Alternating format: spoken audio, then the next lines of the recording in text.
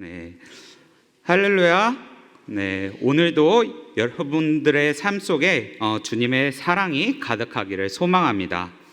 네, 오늘은 우리가 읽은 말씀 시편 150편 1절에서 6절의 말씀을 가지고 성경론 13번째 성경의 구성 시가서라는 제목으로 말씀을 나누겠습니다. 오늘 말씀을 나누기 전에 시를 하나 제가 읽어 드릴까 합니다. 제가 잘 읽지는 못하지만 그래도 한번 마음을 다해서 들어주셨으면 좋겠습니다. 제목은 봄입니다. 얼어붙은 땅과 공기가 따뜻하게 변하는 봄, 나무에서 생명이 가득한 새싹이 나오는 봄, 꽃향기가 바람을 타고 가득하니 기분이 좋은 봄, 연인과 함께였다면 더 좋았을 봄, 가족과 함께였다면 더 좋았을 봄, 그런 봄이 나에게도 왔으면 좋겠다. 다시 따뜻한 날씨에 움츠렸던 몸을 풀며 다이어트의 의욕이 넘쳐나는 봄, 뛰어다니며 자연 만물의 아름다움을 보니 하나님이 생각나는 봄, 자연 만물을 주신 하나님께 감사하는 계절인 봄. 시인 이동교. 네, 감사합니다. 네, 이 시는 제가 어저께 계속적으로 고민하고 하다가 작성한 시입니다. 최근에 제가 어린이 대공원에서 운동을 하러 갈 때 많은 사람들이 밖에 나와서 벚꽃을 보며 또한 산책을 하며 연인들, 가족들이 사진을 찍은 모습을 보았습니다. 제가 그 모습을 보고 개인적으로 연인들의 모습, 자연 만물의 모습, 그리고 즐겁게 활동하는 가정들의 모습을 보고 지은 시입니다.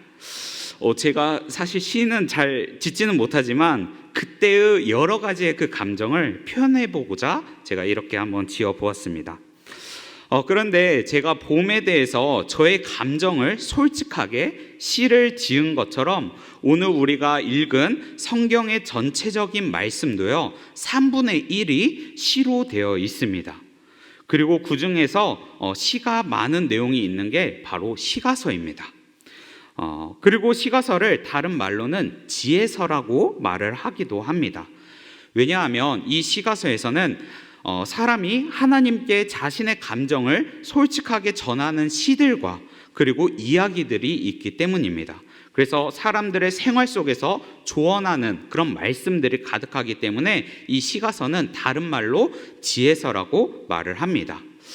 오늘 우리가 읽은 시편 150편은 시편의 대장정을 마치고 마지막으로 찬양의 시를 전하는 내용입니다. 시편의 기자가 말하고자 하는 말씀은 바로 호흡 있는 자들은 하나님을 찬양하라 라는 것입니다.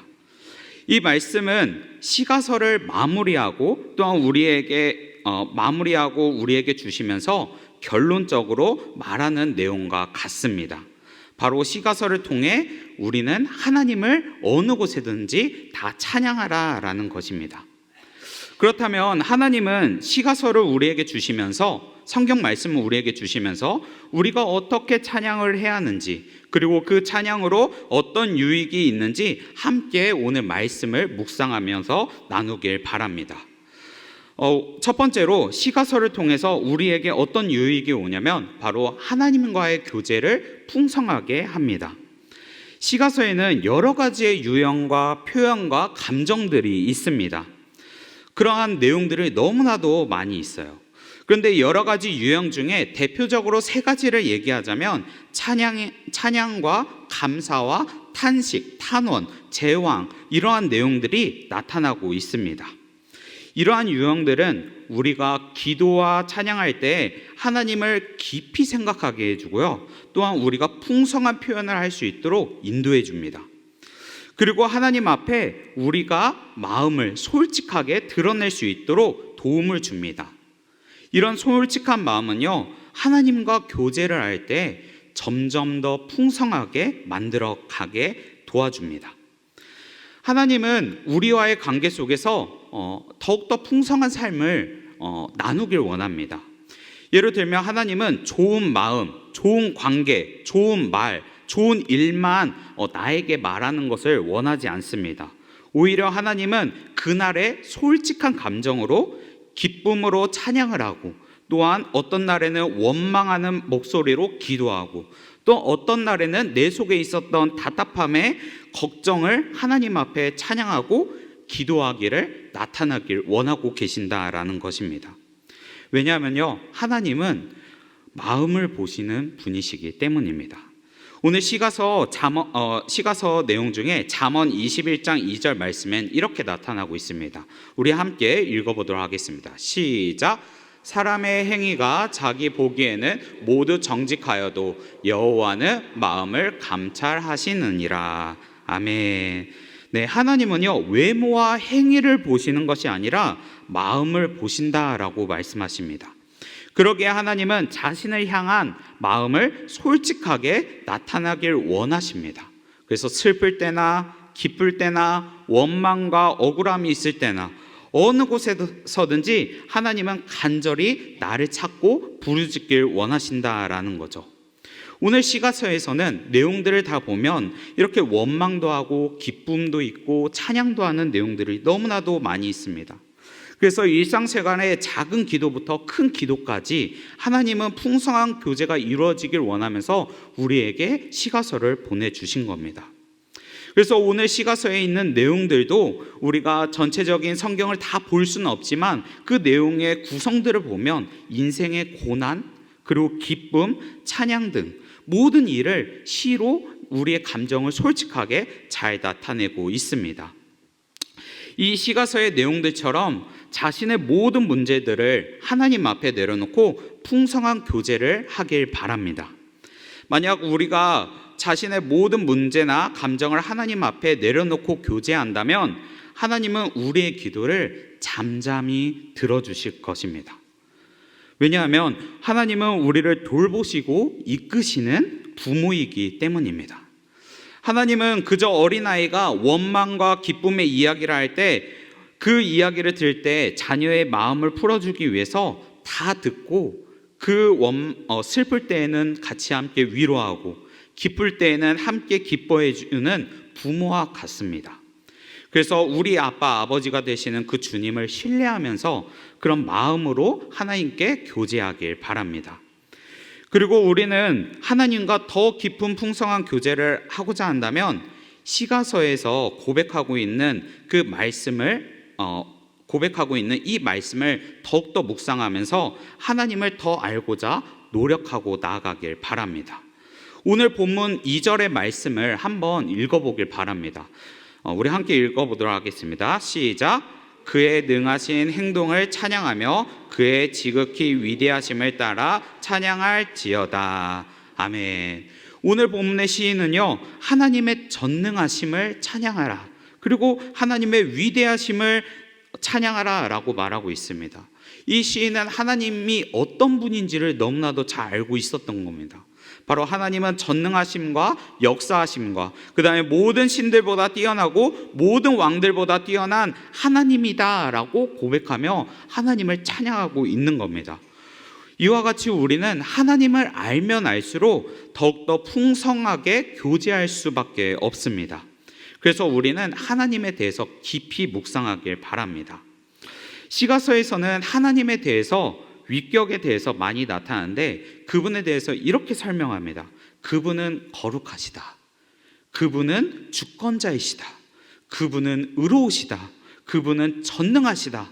그리고 그분은 인자하시다. 이런 말씀을 나타내면서 그분이 경배받기에 합당하다라는 것을 알려줍니다. 우리는 이 시가서를 통해서 하나님과 깊은 교제를 하려면 우리의 마음의 문을 열고 하나님을 알아가도록 노력해야 합니다. 그럴 때에 하나님과 깊은 교제가 이루어질 줄 믿습니다. 네, 오늘부터 하나님과의 깊은 교제가 이루어지고자 말씀을 읽고 하나님을 알아 하나님을 찬양하는 광영교회 성도 여러분들이 되길 바랍니다.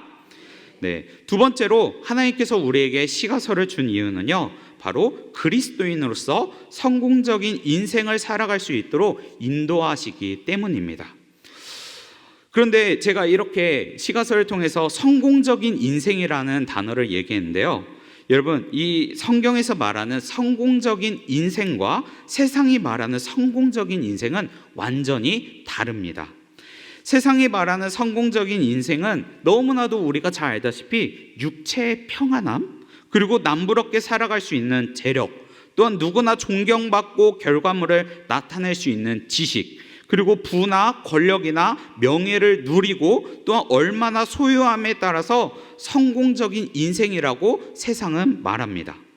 그런데 여러분, 세상의 성공과 달리 하나님의 백성의 성공적인 인생은요, 바로 하나님의 말씀에 순종하는 것, 그리고 내가 내 앞에 어떠한 결과가 나타나더라도 주님을 의지하고 나아가는 것, 그리고 세상의 비난을 받을지라도 주님이 기뻐하신다면 그걸로 충분한 삶, 바로 하나님과 나 사이에 바른 관계를 맺고 살아가는 삶을 말합니다.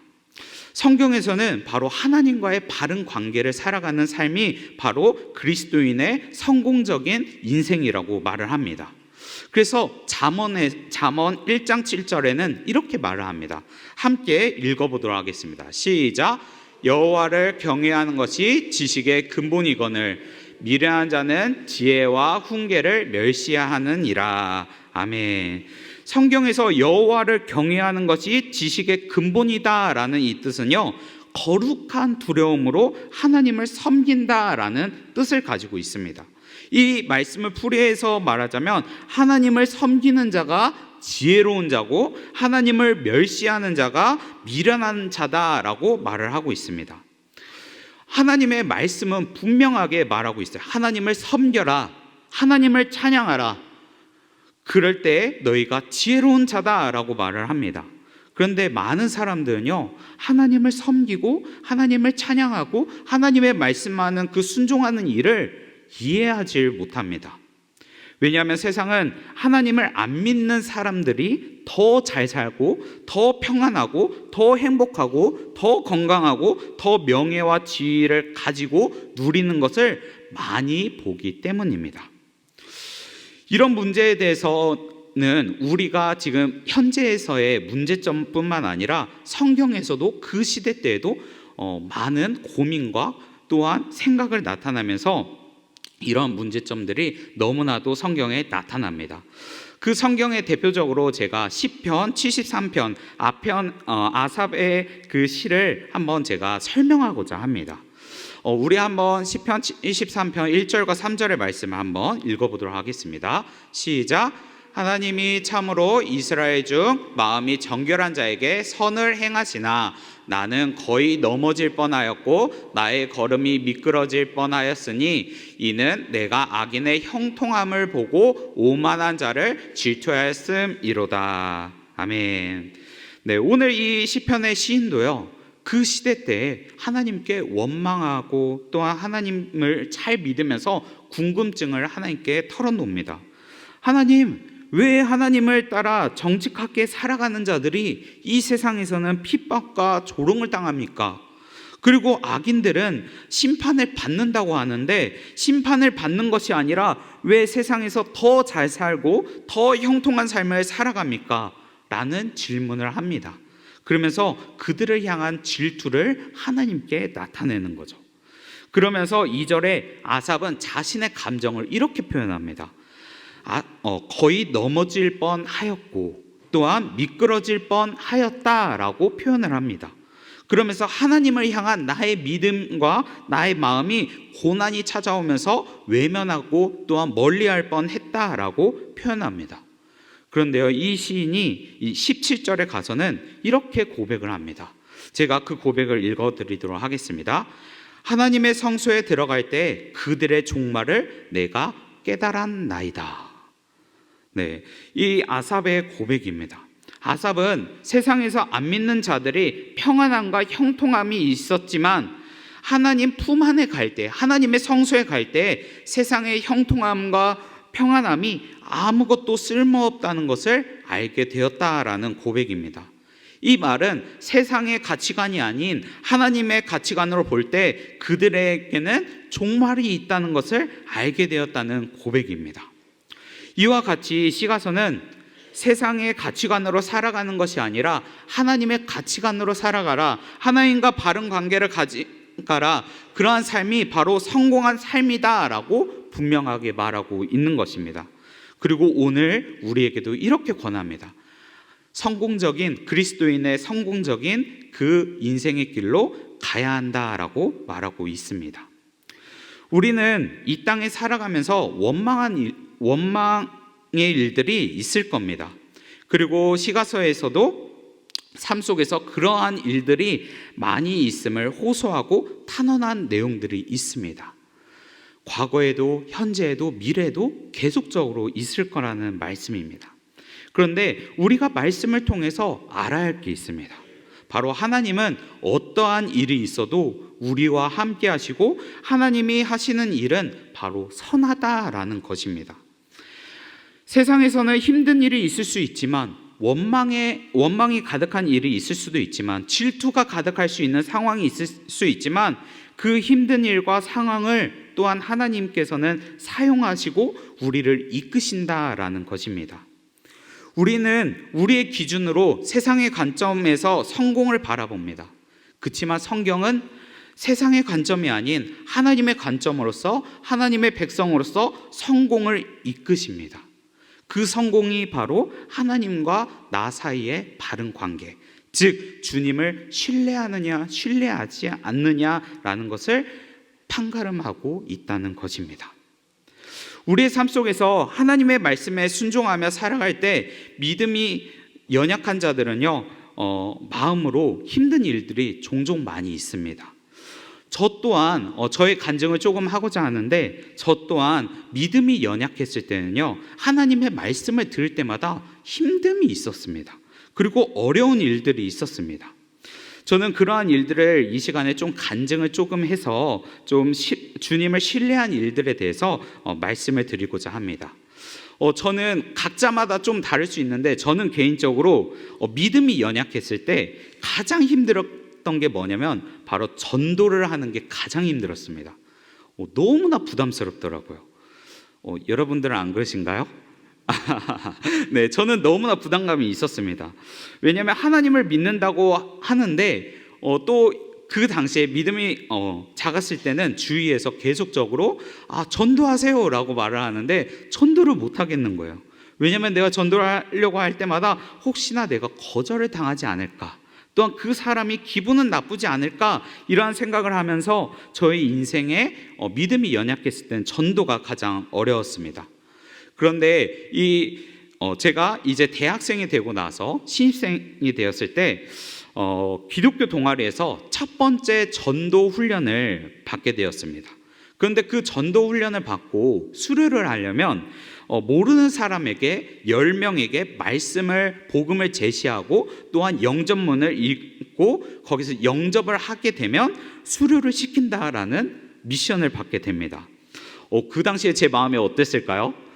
포기할까? 도망갈까? 동아리를 나갈까? 이런 생각도 했습니다. 그리고 더욱이나 내가 이렇게 전도를 배울 수 있는 계기가 되었는데 한번 해보자, 이러한 생각을 가지게 되었습니다. 그런데 이런 생각을 가지는데 자꾸 제 마음속에는 한쪽에는 이런 생각이 드는 거예요. 혹시나 거절하지는 않을까? 또한 그 사람의 불편함으로 인해서 나를 이렇게 멀리하고 욕하지는 않을까? 이런 걱정들이 막 상상이 들어오더라고요.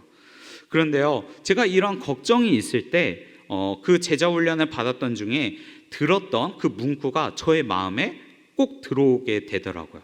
그러면서 그 문구를 통해서 저에게 많은 용기를 주었습니다. 그 문구는 이러한 내용이었습니다. 바로 성공적인 전도란 성령님의 능력 안에서 그리스도만 전하고 그 결과는 하나님께 맡긴다라는 문구였습니다. 저는 이 문구를 통해서 저는 전도하는 일이 생기면요 제 마음속으로 무조건 외칩니다. 성공적인 전도란 성령의 능력 안에서 그리스도만 전하고 그 결과는 하나님께 맡긴다, 이렇게 막 마음으로 다집니다. 그러면 신기하게도 그 문구를 외치고 난 다음에 제 마음속에는 그 부담감이 점점점 없어지는 것을 느끼게 됩니다. 왜냐하면 그 문구의 내용처럼 나는 전하고 그리고 그 전도의 결과는 하나님께 맡기면 되는 거기 때문입니다. 내 결과가 어떻게 나오든지 하나님이 하실 일이지 이건 내가 할 일이 아니다. 나는 복음만 전하면 된다. 그러한 생각을 가지면서 제 마음이 변화가 되었습니다. 그러면서 첫 번째 전도를 시작하게 됩니다. 그러면서 신입생 첫 번째 전도는 어떠한 학생이었냐면 바로 제가 입학했을 때 같이 입학했던 모르는 신입생 학생이었습니다. 그 학생에게 제가 복음을 제시했습니다. 그랬을 때 그 학생은 어땠을까요? 감사하게도 그 친구는요, 복음을 듣고 그 다음에 영접문까지 읽었습니다. 너무나 감사한 일이죠. 근데 더 신기한 것은요, 그 후에 계속 연락이 되는 겁니다. 그리고 지금도 저번 주 주일날에도 연락이 되었습니다. 네. 그러면서 그 당시에 잠깐의 복음의 전달이었지만 오늘날에 10몇 년 동안의 그 인연이 이어지게 되는 거죠. 그 당시에 복음 제시부터 전도한 일까지 다 부담감이었지만 그 후에는 내가 전도를 하고 도전을 하고 난 이후부터는 하나님을 더 신뢰하고 그 문구가 저의 인생의 좌우명처럼 사용이 되었습니다. 그러면서 성공적인 인생이란 무엇인가? 라고 했을 때 저는 그 문구를 많이 사용합니다. 바로 성령님의 능력 안에서 내가 최선을 다해 살아가고 또한 나의 모든 것을 하나님께 맡겨드린다. 또한 성공적인 시험이란 내 안에 시험이 있다면 성령님의 능력 안에서 이 시험 속에서 최선을 다하고 모든 것을 하나님께 맡긴다. 또한 성공적인 사역이란 내가 성령님의 능력 안에서 최선을 다하고 그 결과는 하나님께 맡겨드린다. 네, 이러한 문구를 변경하면서 저는 모든 부분에 하나님을 신뢰하고 사용하기 시작했습니다. 그런데 여러분, 오늘 시가서에서도 그리스도인으로서 성공적인 인생을 살아갈 수 있도록 계속적으로 말씀을 통해서 우리를 인도하십니다. 욥기나 시편이나 잠언이나 전도서나 아가서에는 인생의 목적 그리고 나의 인생의 계획이 무엇인가에 대해서 계속적으로 궁금증을 나타나게 하고 인간의 삶 속에서 의문점을 가지게 합니다. 그러나 그 결론은 하나였습니다. 바로 하나님이 모든 의문과 해결을 다 가지고 계신다는 것입니다. 그리고 하나님이 우리를 어떠한 상황에서도 돌보시고 이끄신다라는 것입니다. 우리는 세상의 성공을 바라보는 것이 아니라 하나님과 바른 관계를 가질 수 있도록 이끄시는 그 하나님을 신뢰하며 나아가는 광양교회 성도 여러분들이 되기를 간절히 바랍니다. 그럴 때 우리 안에 믿음이 성장하고 하나님의 기쁨이 넘치고 풍성한 삶 그리고 풍성한 교제를 이루며 나아갈 줄 믿습니다. 우리 마지막으로 오늘 본문 6절의 말씀을 읽고 말씀을 마무리하도록 하겠습니다. 호흡이 있는 자마다 여호와를 찬양할지어다. 할렐루야. 아멘. 네, 말씀을 맺겠습니다. 오늘 시가서를 통해서 하나님은 풍성한 교제와 성공적인 인생을 살아갈 수 있도록 우리를 도와주십니다. 우리는 마음의 문을 열어 세심한 일부터 모든 일까지 하나님과 기도하며 풍성한 교제를 누리시기를 간절히 바랍니다. 그래서 하나님의 백성으로서 바른 관계를 가지고 신뢰하는 인생을 살아가는 하나님의 자녀가 되기를 간절히 소망합니다.